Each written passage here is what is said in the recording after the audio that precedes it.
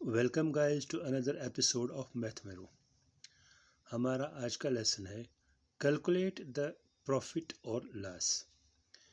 ये प्रॉफिट और लॉस होता क्या, पहले हम ये देखेंगे। फॉर एग्ज़ाम्पल आपने एक समझो एक पेन ख़रीदा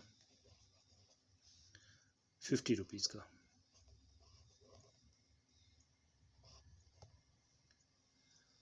और आपने इसको भेजा 60 रुपीज़ में, सेल किया इसको 60 रुपीज़ में, तो आपको प्रॉफिट हुआ या लॉस हुआ? आपने 50 में ख़रीदा था ये और भेजा 60 में, यानी कि आपका जो कॉस्ट प्राइस था, जितने में आपको ख़रीदा, वो होता है आपका कॉस्ट प्राइस।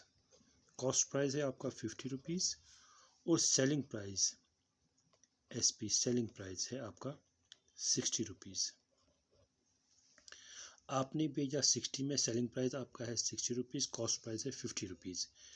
तो जब सेलिंग प्राइस बड़ा हो कॉस्ट प्राइस से, तो यानी कि आपको प्रॉफिट हो गया। किसका?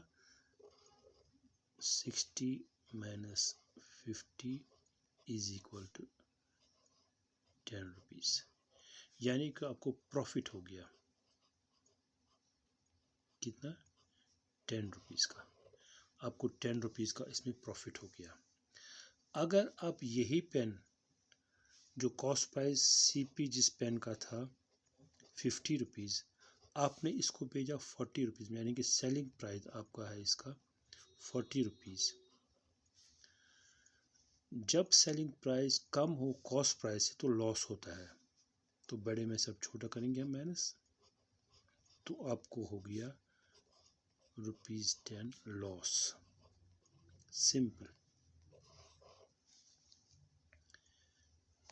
इसमें आपको प्रॉफिट हो गया 10 रुपीज़, इसमें आपको लॉस हो गया 10 रुपीज़। जब सेलिंग प्राइस बड़ा हो कॉस्ट प्राइस से, तो प्रॉफिट होता है। जब सेलिंग प्राइस कम हो कॉस्ट प्राइस से, तो लॉस होता है। अब हम देखेंगे पहले पार्ट पर जो हमसे पूछा गया है। Cost price is ₹4.50। Selling price is ₹6.25। अब यहाँ पर देखिए, कॉस्ट प्राइस कम है सेलिंग प्राइस से, तो क्या होगा हमारे पास, यानी कि SP ज़्यादा है कॉस्ट प्राइस से, तो हमारे पास ये देखिए ये वाली सिचुएशन है। सेलिंग प्राइस ज़्यादा है कॉस्ट प्राइस से, सेलिंग प्राइस ज़्यादा है कॉस्ट प्राइस से, तो हमारे पास क्या होगा? प्रॉफिट होगा हमारे पास। तो बड़े में से छोटा करेंगे मैंने, यानी कि प्रॉफिट दिया क्या हो गया हमारा? प्रॉफिट हो गया। कितना हो गया वो हम देखेंगे कितना। तो profit is equal to selling price minus cost price. तो profit is equal selling price minus cost price. Selling price है हमारे पास 6.25, यानी कि 6.25 माइनस करना है कॉस्ट प्राइस है हमारे पास, ये देखिए 450। तो 450 हम इसको माइनस करेंगे, ठीक है। तो हम इसको यहाँ से 1 देंगे, यहाँ पर ये बन जाएगा 5, ये बन जाएगा 5,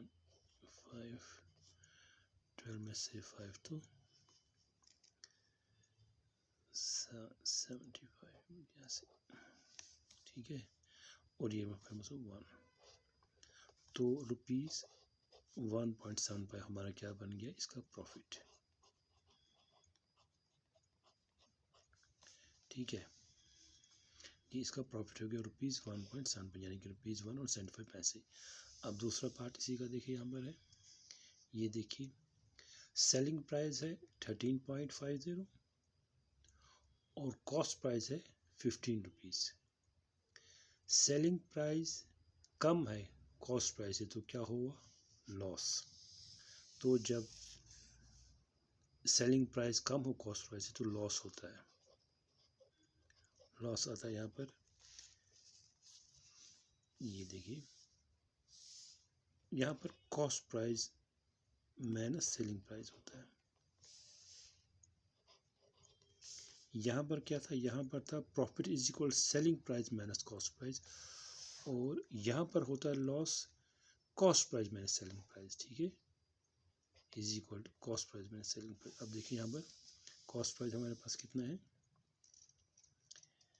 ये cost price minus selling price. Cost price हमारे पास है 15, तो 15 को हम करेंगे माइनस, कितना करना है माइनस, ये देखिए सेलिंग प्राइस 13.50, 00 13.50, यहाँ से 14 बन गया 50।